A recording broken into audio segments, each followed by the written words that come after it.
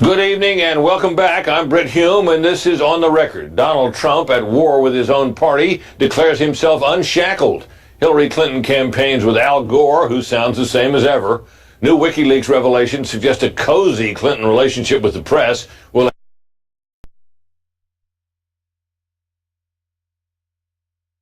a 6-point lead in a two-way race and just under a 5-point lead in a four-way. The betting odds, meanwhile, continue to show her a favorite by more than 5-1. Meanwhile, there is a new Fox News electoral map out tonight, and Chief National Correspondent Ed Henry reports.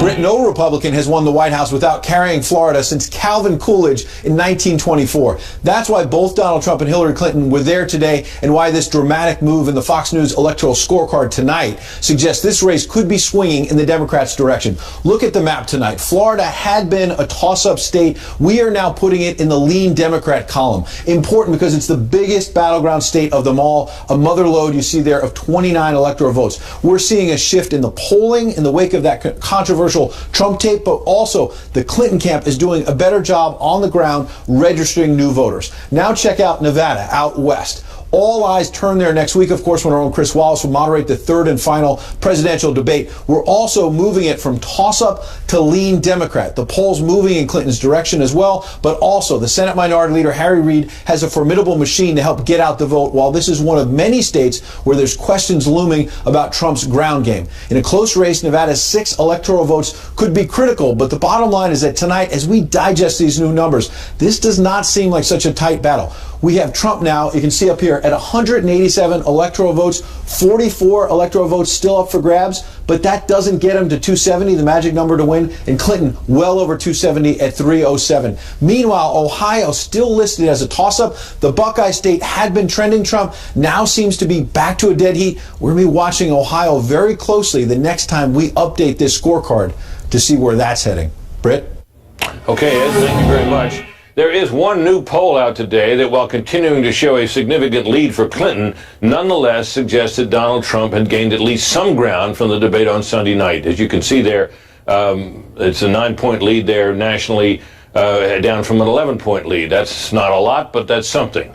To discuss the polls and the new map, I'm joined now by Larry Sabato, director of the University of Virginia's Center for Politics.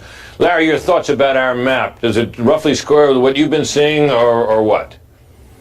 Yes, it's very, very close to what the crystal ball, our website here at the University of Virginia, has had. We don't allow toss-ups, Britt. We make ourselves make a choice, which is difficult sometimes, and we actually have Arizona, which you have as a toss-up in Trump's column, and we have Ohio and North Carolina in Clinton's column. So we have Clinton up to 341 electoral votes. Could some of them switch before November? Of course, and as you mentioned, the high point for Clinton probably was the weekend after the sex talk tape was released. Then I think basically Trump reaffirmed his support among the Republican base. They returned to him. He's back well over 80% with Republicans, despite what Paul Ryan did. And if that continues, then it will enable him to keep this within a certain number of points, 5, 6, 7, something like that. Well, we got, as we've talked about often, Mitt Romney got 93% of the Republican vote on Election Day 4 years ago. Trump had sunk, I think, down into the low 70s over the weekend when things were really in a trough for him. It does look, as you say, as if he's recovered some. In which states do you think there may be some movement back toward him?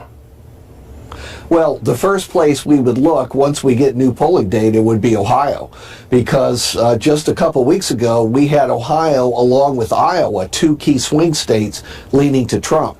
Ohio's close enough so that could go back and forth quite easily. I agree with what Ed said about Florida and North Carolina. Once you look at how the Democrats are banking votes, banking early votes in a year when incredibly 40% of Americans probably will be voting in advance, sometimes well in advance of November 8th.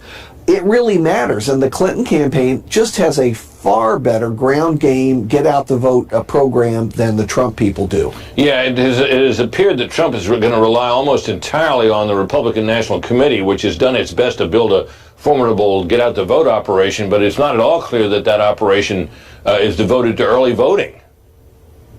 Yeah, and also Trump does have big rallies. I mean, he has an enormous number of people show up.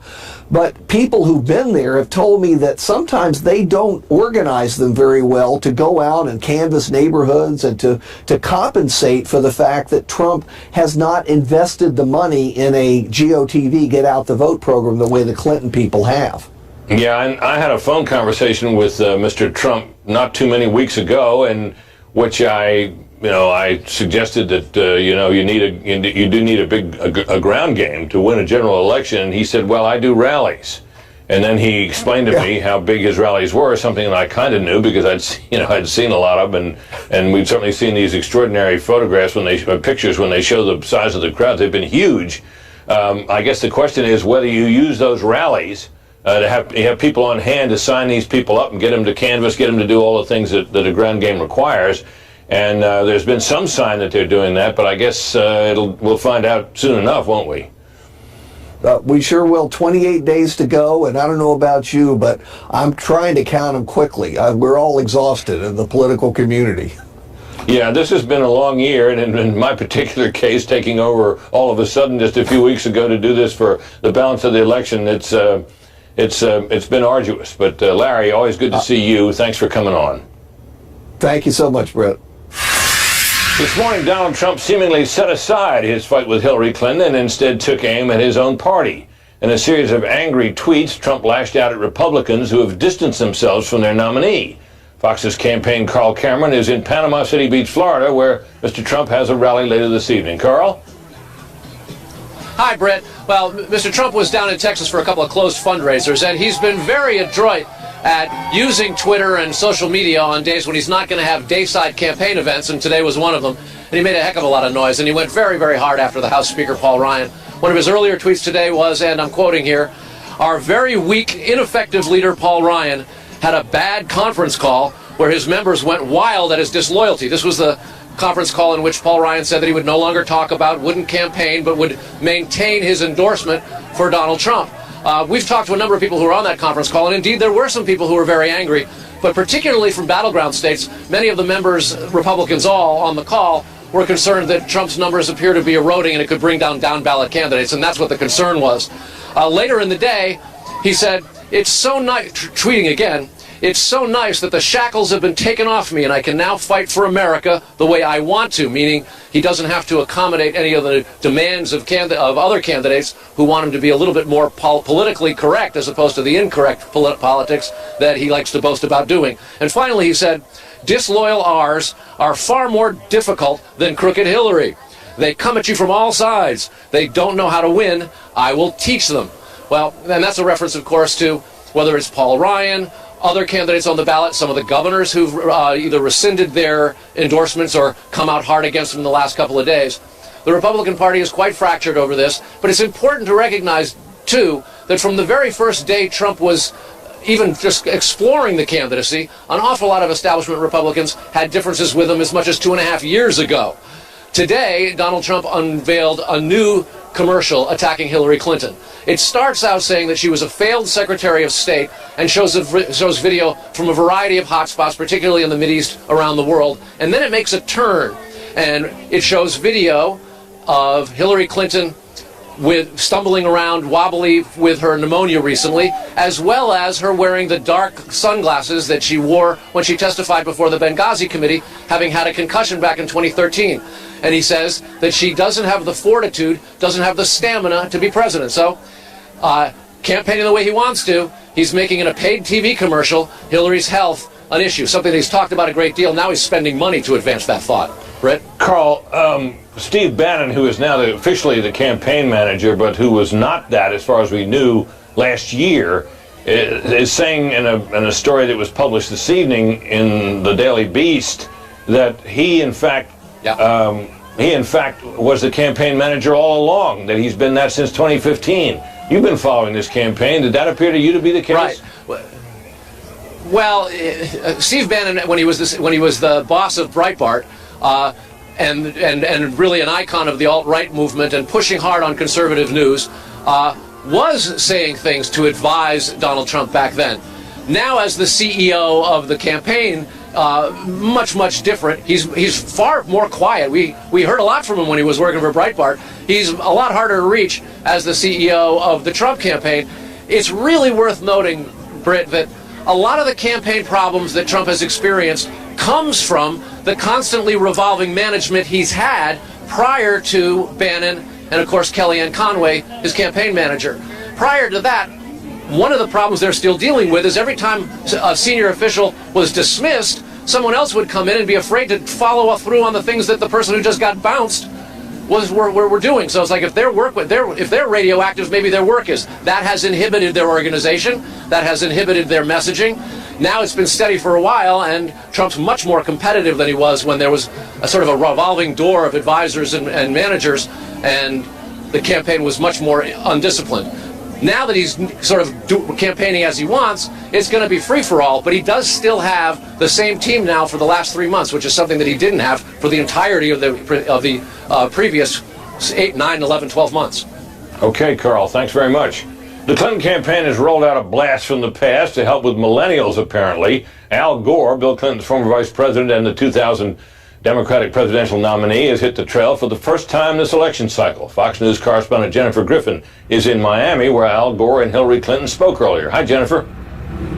Hi, Britt. Well, it took global warming to get a warming between these two former political foes. It was absolutely surreal as they walked out onto the stage together today here in the building behind me here in Miami.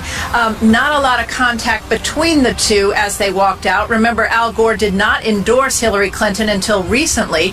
He didn't attend the Democratic convention. They each spoke today for exactly 23 minutes each. It was a carefully orchestrated campaign appearance, negotiated, we're told, by her campaign chairman, John Podesta, who really cares quite a bit about climate change and knows they have an enthusiasm gap among millennials. About a decade ago, Al made a movie called An Inconvenient Truth. Now, maybe some of you have seen it, but if you haven't, I hope you'll watch it tonight. Now, it doesn't have a lot of special effects, but it does have a lot of drama. And here's the main message. Climate change is real. Al Gore, for his part, talked about rising tides and the threat to Florida's coastline, but his real message was a reminder that a vote for a third-party candidate could lead to unintended consequences, as it did for Gore in 2000 when he lost by 537 votes. Then Green Party candidate Ralph Nader received more than 97,000. Your vote really counts. A lot.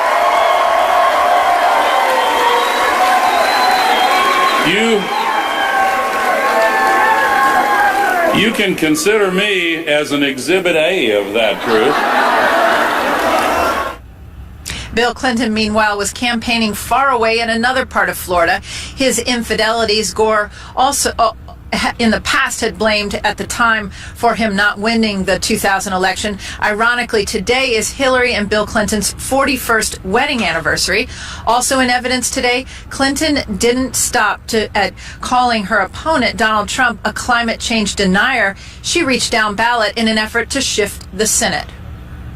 It is an unacceptable response for Marco Rubio, when asked about climate change, to say, "I'm not a scientist." Well, why doesn't he ask a scientist? And maybe then he'd understand why it's so important that he, representing Florida, be committed to climate change. That's why I hope you'll elect Patrick Murphy. Another fun fact, Britt, today the gymnasium where we were behind us here at Miami-Dade College, it was exactly the same room where Jeb Bush launched his failed presidency bid not too long ago. So a lot of history in that room today. Britt? Yeah, wow, thanks, Jennifer. As Carl reported, Donald Trump spent his morning here to analyze all that is our nightly political panel. John McCormick, senior writer at the Weekly Standard, and Susan Ferriccio, chief congressional correspondent at the Washington Examiner. Well, Susan, the shackles are said to be off. My question is, were they ever really on? Well, a little bit. Don't forget, for the past few weeks, he's been complimented for the most part, staying on message, delivering talking points that looked like they were at least coordinated with the GOP establishment. And it helped. You saw the gap close in the polls, and you saw him doing pretty well, more talk about maybe he could win. And inevitably, there are these incidents that happen and things that get leaked and stuff from his past. Here we are again. And I think what you saw happen today really was just Trump will always, punch back twice as hard, as they say, no matter who's attacking him. This has just been characteristic of his whole campaign. It doesn't matter if it's the Democrats coming at him or the Republicans. He's going to hit back really hard. That's what he's doing by going after Paul Ryan, anyone down ballot who doesn't support him, because what matters to him is winning his movement, his 40%, not the party. It's about him and the people who follow him. Well, from what I can see, John, this stuff thrills his core supporters, but surely he knows that he's going to need to reach beyond his core support in order to win the election. Do you think he thinks that attacking Paul Ryan and other Republicans is going to win more votes for him that he doesn't already have? He has to know this can't help him at all. So, I mean, there are two explanations for this. One is, Susan said, it's just his personality. When he feels slighted, he's going to hit back. Two, if you look at the polls, he's on track to lose. He wants to have a rationale and excuse for why he lost. He's going to blame congressional Republicans. What's really interesting here is that Paul Ryan didn't even unendorse Trump. This is all about him saving the House majority, because that might be the only thing stopping Hillary Clinton from getting her wish list. I mean, if Democrats get the House, if they nuke the filibuster, you're talking about single-payer Canadian-style health care. You're talking about unlimited taxpayer funding of abortion for any reason. That's what the Democrats really want. That seemed unthinkable a couple weeks ago. Now they're trying to go for the kill shot. They want complete control. And Ryan is just saying, hey, I'm not endorsing. I'm letting people do what you think is best for your own district. We need to save the House to be a check on Hillary Clinton. Do you think that it would have been better for Ryan to simply not campaign with Trump and not say much about him and not say anything about the fact that he was doing that? That's right. You wonder what kind of coordination was going on behind the scenes. Just when he announced that there was going to be his Wisconsin appearance with Trump, he mentioned it in the bottom of a paragraph. It almost like he didn't really want people to know that Trump was coming to a rally in his home state. And then immediately after that, he's uninvited. And then there's a conference call, and it's leaked out pretty readily by the staff. Surely he must have known, though, that conference call's contents were going to leak. Well, I'll tell you how this works, and I'll let the viewers in on it. We ask them to tell us if they can give us a background on what happens on these calls. Sometimes they let us know. Various people, in my case, I talk to people who are actually on the call to find out, and to the staff to see. Occasionally they'll tell us what happens. Sometimes they won't. They do this universally, not just for talks like this, but for other things going on during the year. So it's not just, such a conspiracy that this is in this one instance they leaked about it. Capitol Hill, to leak it place in the United States. This is how it works, okay? Yeah. This is how, these things get out. But they could have said, no, we're not telling you. But that, in a way, wouldn't have worked either, because with all the members on the call, the reporters were going to find out by talking to the individual members. So it made sense for them to let us know just on background, very, very vaguely. But did he have to say that at all, John? I mean, did he have to say that, I'm not going to campaign with him anymore, I'm not going to talk about him or whatever? Could he have just said nothing and gone about his business? Well, I think the media would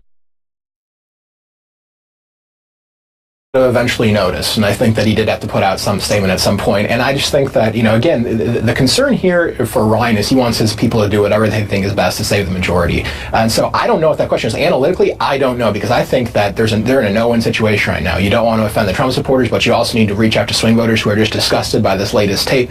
And the big concern is, what else is out there? What other tapes are out there that we don't even know about? If this tape dropped in early October, do we really think that the Democrats, Hillary Clinton's campaign, haven't saved even worse things for later on in the campaign?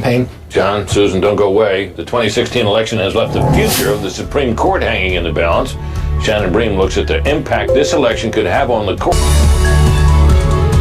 And another NBC. The 44-year-old member of the Bush family was suspended from his gig on the Today Show after the Washington Post published that lewd 2005 video of Bush, who was then a host on Access Hollywood, and Donald Trump.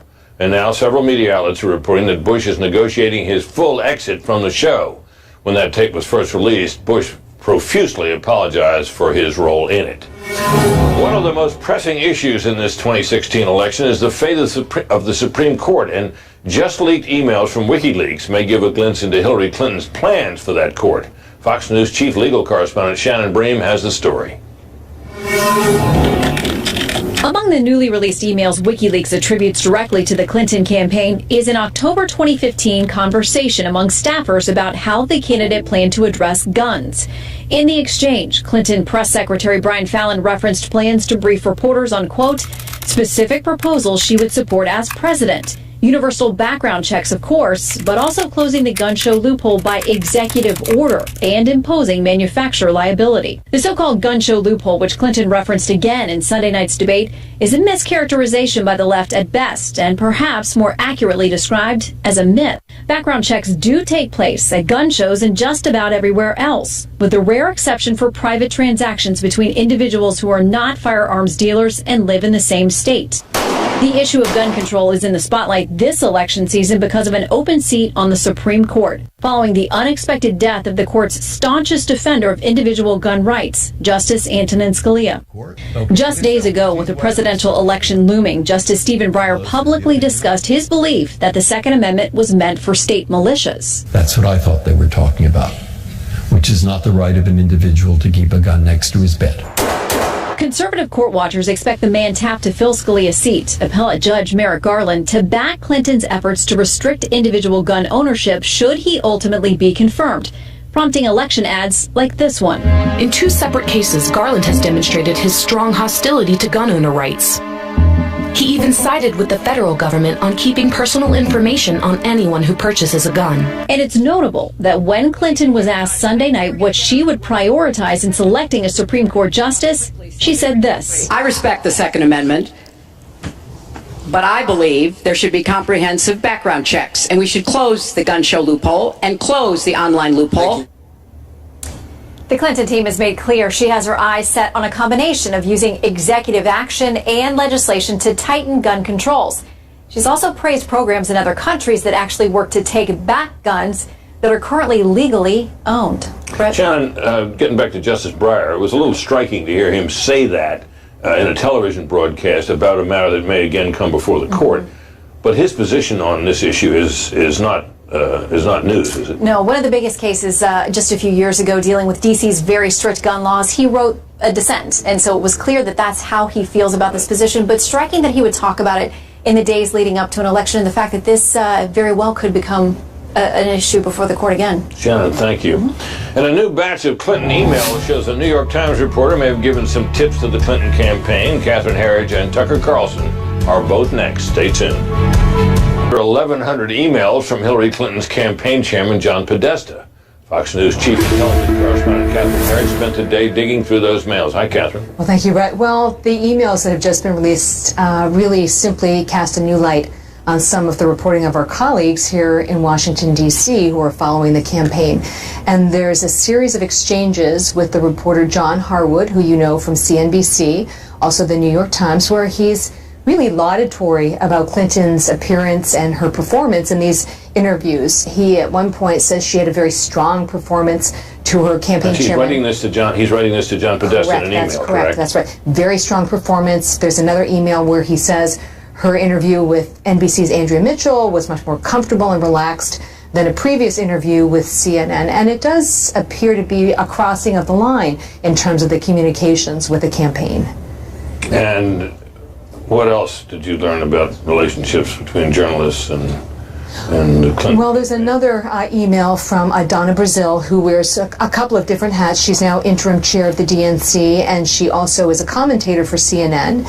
And in an email to the Clinton team. Now, what role was she in this at this point? Was if my memory is correct, she would have been in the CNN commentator's role and had not yet taken on. She didn't have an official role at the DNC at knowledge, this time. but she's very involved, as you know. She's very plugged in. She's a long-time with the Democratic DNC. Party operative for sure. The email is entitled "Sometimes I Get the Questions."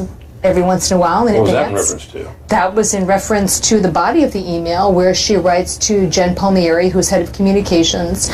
There's a question here that I think may be a little problematic, and she goes out to list the question. Now she's talking about the questions that are for a forthcoming town hall on CNN. Right. That's correct. And she's at CNN and hears about this and puts the word out about this subject. She passes it along to the Clinton campaign. Now, if you look at the transcript from the town hall, it's not exactly verbatim, but it's very, very close. And I think at the very least you could say they tipped them off in advance to the topic and the framework that they would be facing in that town hall. Wow. Anything else? Well, there's also another email from 2015, a well-respected New York Times reporter. I just want to make sure I say the name correctly here. Mark Leibovich. Yeah, who wrote a very well-received book about Washington. Was very tough on the institutions and to some extent the media. That's correct. Here. Well, let's pull up just one of the quotes here because you can see for yourself. He's pushing out some quotes to the Clinton campaign, allowing them to veto what will be used. And it says, I wanted the option to use all, that's a reference to the quotes, and you could veto what you didn't want. That's why I selected the 5 or 6 that I sent to you. I mean, as you know from your decades of experience, it's unheard of to give the subject of your story veto over what the quotes are. It's just not done. Yes, that is unusual. I suspect that you sometimes you check a story with someone you've written check about. the language, but not a veto. Not a veto over quotes. Correct. That's a little unusual, Catherine. Thank you You're very welcome. much. So, what to make of this seeming chumminess between the Clinton campaign and certain members of the press corps? Joining me is Tucker Carlson, co-host of Fox News Weekend. Tucker, you've had a chance to look at these things. What do you make of them?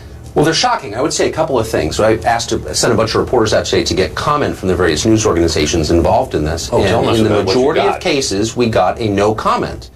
Now think about that. What would be the justification for a news organization whose whole mission is predicated on the idea of openness, of an open flow of information, of honesty, to say no comment? We're just not going to respond. We don't have to and we're not going to. That was their response. And the reason they're not responding, I think, is because this is, let's call it plainly, this is corruption. This is collusion between the principals and the people who are supposed to be watching over them, the watchdogs, the press, and doing so on our behalf, that is, readers and viewers. We imagine, we the consumers out there in the rest of the world, that they are working on our behalf to get answers on our behalf from people in whom we vested power and money, government. And yet we're now finding that they are, in fact, colluding. In some cases, as with John Harwood, he was giving campaign advice to the chairman of Hillary Clinton's campaign, John Podesta, who's saying, that Ben Carson, you should watch out for him. In another case, there was a warning, wasn't there? That's exactly right. Warned them about Ben Carson being a potentially strong candidate. Yes. In another case, he basically expressed revulsion at Donald Trump and said, in effect, I'm glad that I was so tough on him in the debate. Now, he was one of the moderators of one of the Republican debates, and as you'll recall, it was controversial because he seemed to be singling out Trump for tough and what some people said was unfair treatment. And his response was, look, I'm a reporter. I'm asking tough questions, which is, of course, what we're supposed to be doing. It turns out here he is gloating with the chairman of the campaign of Trump's opponent, saying, I'm glad I treated him that way. Really? Look, journalism is predicated on trust, just as the financial markets are predicated on trust. All of us participate in it believing it's on the level. It's straight. Insider trading undermines the financial markets. That's why it's illegal. This undermines the public's trust in journalism. It hurts all of us, and it makes our society more unstable. If you can't believe what you see on the news or read in a paper, you'll believe anything. It's not unusual in my experience, Tucker, for journalists to develop friendly relationships with the people we cover, or particularly with the aides to people we cover. You see them all the time. You've known them for many years. You may tell jokes with them. You may have a beer with them. Yes. But I don't think it's common to write little reviews of a candidate's performance and send the review by email or whatever to the candidate's manager. I think that's a little unusual. And you're absolutely right. I ran into Mike McCurry 2 nights ago, who was Bill Clinton's press secretary, who I like a great deal. I like him a lot. I was happy to see him. So you may be friendly with people. What you don't do is identify with them. You don't feel like you're on the same side. You're on the opposite side. You're in a contentious relationship by its definition. Right. They're the politicians or their aides. You're the press. It's Wile E. Coyote versus the Roadrunner. Yeah. And it has to be. It's arm's length at least. It has to be. And the problem is they're all in the same soup culturally. It turns out that your average New York Times reporter has a lot more in common with your average presidential candidate than he has with your average voter. That's a huge problem. I remember I would be sitting up in the Senate gallery and you'd see these ferocious debates happen on the Senate floor in the days when I was covering Congress. And then sometimes you'd see the 2 members that have just been at each other's throats walking out of the chamber with their arms around each other. And I thought that was in a way kind of a nice thing that they got along personally. But I remember I said to one reporter one time I was talking to him, but he said, look at them. I said, look, no matter what you think, those guys down there, men and women down on that floor, they're a lot closer to each other than they are to any of us. They're on the same side. That used to be true. And in some sense it's true in that they have a shared interest. But the backdrop of all of this is the press keeps them honest. We're here on behalf of our readers and viewers. And if we forget that and we start to believe that really we're on the same side of the people we cover, and not just politicians, but heads of large companies or Hollywood or anybody with power, we should be a backstop against their overreach. Do you think this is a consequence of a bias that we've all recognized that occurs with these journalists toward the party they favor, whose ideas they favor, and that they don't really recognize that they have the bias, and they cause them to slide into these peculiar relationships? I think that's part of it. I mean, journalists are liberal overwhelmingly, but they always have been, and it hasn't always been this way. I think it's a cultural affinity is the problem. I think everyone in the political class is from the same background as everyone in the press. They went to the same schools, they have the same cultural assumptions. They're basically the same people who just took different paths. It used to be the press was comprised primarily of working class people. It was a trade. And so they didn't actually have that much in common with the people running the country. And that was good. Maybe we should get back to that. Wait. That's what people complain about the elites in the press corps. Tucker, thanks very much. Thank you, Brett. Republicans hope to keep control of both the House and Senate, of course, but several Senate races are now clearly up for grabs. It might not have been only a few days ago.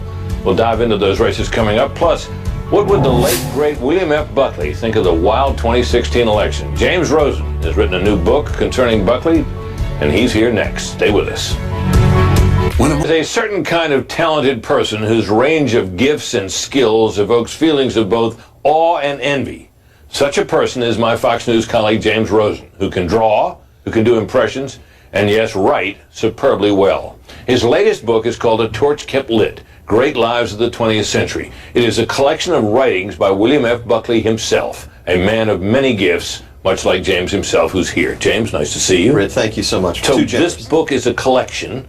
What exactly is the nature of its contents? A Torch Kept Lit collects 50 of Bill Buckley's best eulogies that he either delivered at memorial services or published for the towering figures of his time. There's a section on presidents of the United States. There's a section on people from the community of arts and letters. I like to say A Torch Kept Lit is the only place where you're going to find Milton Friedman next to Jerry Garcia of the Grateful Dead. Now, just to pause for a moment, William F. Buckley, whose face you see on the screen there, is the founder of National Review magazine and the father, really, of the modern conservative movement as we have known it, starting in about 1960, as it evolved through the Reagan years up until this year. And and if anyone doubts the range of William F. Buckley's interests, consider that among those, as you mentioned, Milton Friedman, the great economist, many presidents, Buckley was also an Elvis fan. Buckley, who, by the way, once said that the greatest genius who ever lived was Johann Sebastian Bach. Right. He also was an Elvis fan, and he said something striking. He had a profile of Elvis written many years after Elvis's death. I'd like you to read it in Buckley's voice. Well, I'll be honored to do it. Bill Buckley was an Elvis man. He actually wrote a novel about Elvis, and he wrote at Graceland, quote, "There are the gold records he won from the industry, authentic memorabilia of a voice and manner and style that dumbfounded, enthralled, and repelled the largest single musical audience ever got together by a single musical artist." Not bad. He told me himself that's pretty good. He did? Yes. In 2000. I cherish that. I bet you do. Now, talk to me a little bit about some of the other things in this book that people should look for, because it's full of stuff. A Torch Kept Lit has Buckley summing up the lives of the great figures of the 20th century, people he often knew personally or corresponded with. People like Princess Di and Winston Churchill and Ronald Reagan and MLK and John Lennon and Johnny Carson. In fact, on Johnny Carson, that's one of the eulogies we have in the book, and I'll give a little taste of that in Buckley's voice if I'm allowed. He once confided to a critic that I was the only guest he had ever been frightened of. I don't know what the circumstances of that odd situation were, and the critic didn't pause to ask, and Johnny didn't elaborate, as far as I know. But he was a frequent guest on The Tonight Show, and Buckley, for all of his intellectualism and wit and erudition, could easily coexist alongside people like Rich Little, the impersonator, on The Tonight Show. Well, and speaking of impersonators, you do him pretty well. Anyone else from the volume you'd like to give us a sample of in Buckley's voice? Buckley wrote an entire book about his friendship with Ronald Reagan. Ronald Reagan said that reading National Review made him into a conservative from a liberal, and he called Buckley the most influential journalist and intellectual of our times. In his eulogy for Ronald Reagan, which was actually written before Reagan had died, but when he was in decline, Buckley wrote, "I have speculated on what I continue to believe was the conclusive factor in the matter of American security against any threat of Soviet aggression. It was the character of the occupant of the White House, the character of Ronald Reagan." Now, just so people will have an idea of just how close you come to Buckley. We have a little Buckley. Let's listen to it. We will explore the question of the future of the GOP and of the conservative movement. There is as little point, I think, in reciting the background of Ronald Reagan as there would be in reciting the background of Jimmy Carter. I suppose it is reasonable to say that they are the two best-known politicians in the country after Senator Kennedy and Richard Nixon. Listen, you stop calling me a crypto-Nazi. Let's stop calling names. You in the goddamn face, and you'll stay plastered. Gentlemen. Senator Goldwater is both a Republican and a conservative, terms which he has not found, or at least not yet found, to be mutually exclusive. God, I love that. Thank you, Britt. Well, you sound just like him. I mean, you really do. You do a great job. Well, the book, ladies and gentlemen, is good stuff. The pieces are short enough that you can read 2 or 3 of them at one sitting. The writing of James's introduction to each of these is terrific stuff. Great book to give away for Christmas. Great book all the way around. I'm proud to own it. James, thank you very much for coming in. Thank you, Britt. Tight Senate races around the country could change the balance of the Senate. Right now, Republicans have control, but in this election, anything might happen, and we're going to talk about that next. Stay tuned.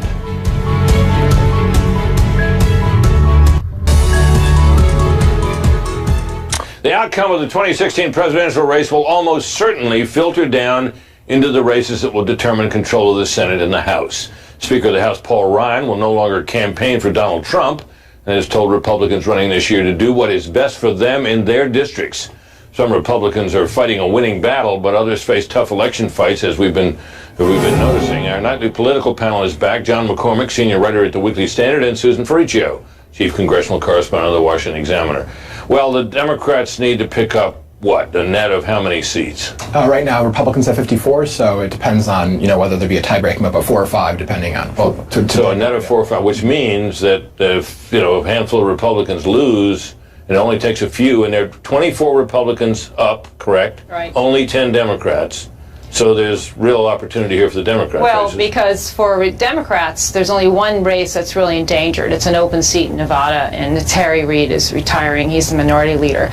For Republicans, it's really much more risky. You've got more than a half dozen seats that are either toss-up or really endangered. Yeah, Republicans in blue states, right? Well, yeah, or in purplish states, right. So they are endangered in far greater numbers than Democrats. So the idea is that it's likely Democrats will pick up some seats. The question is how many. Will it be enough to turn it into either a tied Senate where the tiebreaker would go to the White House in that instance, or whether it'll be a Democratic majority or a very slim Republican majority. These are all possibilities. What strikes you as a likely outcome, and which seats do you think are most vulnerable for the Republicans, John? Well, definitely, if you look at the polls, it's got to be these blue state races. Illinois is a really tough state, even in a midterm year. Now it's a presidential year. It's going to be very tough for Mark Kirk to hold on to that seat. Mark Kirk is the incumbent Republican right now. Yeah, he bailed out on Trump early on, right? Very early on, trying to get separation. So in Wisconsin, it's really interesting. I mean, most polls have consistently shown Ron Johnson down. Now, out of the blue this week, we get a poll showing Ron Johnson up 5, another poll showing him down 12. So really not clear based on the polling right now. Yeah. Russ Feingold, he's a former senator. And he's the guy. He's the guy that Johnson beat, right? He's a guy that Johnson. So this is a rematch. So well-known quantities. So that's why I'm so surprised. And the average now shows Russ Feingold, a once incumbent, now challenger, as you can see on the screen there, folks, leading by about 2.5, 3.5 points, right? Yes, and if it weren't for that recent poll out of the blue showing Johnson up 5, it would be much worse. So we need to see, is there real movement going on in this race, or is this just an outlier? That's a big question in Wisconsin. Mm-hmm. Where else, Susan? Well, Kelly Ayotte in New Hampshire is very interesting. She's running against Maggie Hassan, who's the New Hampshire governor. Popular governor, yes. They're both popular. And, of course, it's a state where, Donald Trump won the Republican primary, and you just had Kelly Ayotte walk back her endorsement of Trump, despite the fact that he does have a lot of followers in the state. She said she had to do so because of her daughter, and she made that decision. Now, Ayotte is up 2 in the Real Clear Politics average, but that's not a lot. And what are there recent individual polls that paint a different picture? Well, and part of the issue too is that the down ticket question here. If Clinton wins New Hampshire, on the earlier map that we were looking at, Right. you had the state leading Looks like she's toward doing well there, yeah. And the same in Florida, where you have Rubio running, leading by a few points. Now, here's where you can have what they call the split ticket, where you have people voting for Clinton as the president. You might have them retaining the Republican incumbent in the Senate. Yeah, he's up. That's Rubio's possible. up about 4.5 points in the average. He is, Does that sound right to you? yes, and that's still in the danger zone. Right. 4.5 points. What's really interesting, John, last word. What's really interesting in Florida is actually, you've seen the breakdown, is that Donald Trump is losing Hispanic voters by maybe 20 points or more. Marco Rubio in some recent polling is winning Hispanic voters by 10 points. So I think if that dynamic continues, he should be in pretty good shape. On the other hand, his challenger has low name ID. As it creeps up, it might become an even closer race. John, Susan, thank you very much. Coming up, here's something I really never quite expected. We have mean tweets about mean tweets. I'll read some of them next. Stay with us.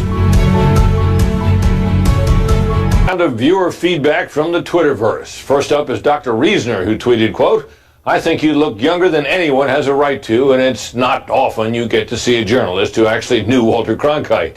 And it wasn't just Cronkite, as Joseph Howard tweeted, "Brett, don't let the haters get to you. You've outlasted your peers like Huntley and Brinkley, and they were your interns." But Leanne Uribe tweeted, "You look incredible. We had no idea of your age. My 8-year-old said you look around 50. It's true. Keep doing what you're doing." Thanks for that, Leanne, but it seems not all viewers like this segment of the show. Lori Lee had this to say, "I appreciate your reporting, but please stop reading mean tweets. It's poor manners to draw attention to yourself. #whiny." And Mark Burns tweeted, "Mean tweet segment is beneath you. I respect you much less for lowering yourself. But still, please use this one on the show." And finally, my favorite from C. Schneid 13, who said, "You were so calm and cool as you deliver the news. I bet you're not wearing any pants, are you?" Well, yes, I am. Folks, please keep the feedback coming. Really do enjoy hearing from you. Tweet me using @BrittHume or email on the record at foxnews.com. That's about it for tonight. The O'Reilly Factor's up next, and Bill has the first one-on-one interview since the tapes in the debate with Donald Trump himself. We leave you always with our political quote of the day. This one we started and didn't finish on Friday from the journalist and humorist P.J. O'Rourke, who wrote, "The Democrats are the party of government activism, the party that says government can make you richer, smarter, taller, and get the chickweed out of your lawn. Republicans are the party that says government doesn't work and then get elected and prove it." And by the way, if you used to DVR this show at 7 each night, your series recording may have vanished, so please set up a new one. We'll be back here at 7 tomorrow night, and we hope you will too. Don't forget O'Reilly with Donald Trump straight ahead. Good night.